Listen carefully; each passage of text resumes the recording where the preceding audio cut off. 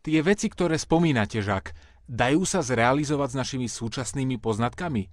Alebo iba tušíte, že je to možné na základe toho, čo vieme? Nie. Všetky tieto veci môžeme realizovať s tým, čo máme k dispozícii už dnes. Za 10 rokov by sme mohli úplne pretvoriť zemský povrch, zmeniť ho na raj na zemi. Závisí to ale od každého z nás.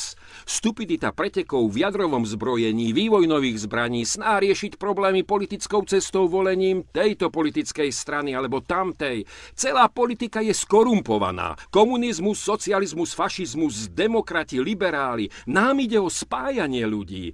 Všetky organizácie, ktoré veria v lepší život pre človeka, by mali vedieť, že neexistujú černošské problémy, ani poľské, ani židovské, ani grécke, ani ženské. Existujú len ľudské problémy. Ja sa nebojím nikoho. Pre nikoho nepracujem. Nikto ma nemôže prepustiť. Nemám nadriadeného. Bojím sa však žiť v spoločnosti, ktorú tu dnes máme. Naša spoločnosť by nemala byť udržiavaná takto nekompetentne. Systém slobodného trhu bol možno niekedy pred 35 rokmi užitočný. To však bolo aj naposledy. Teraz môžeme buď zmeniť zmýšľanie, alebo zahynúť.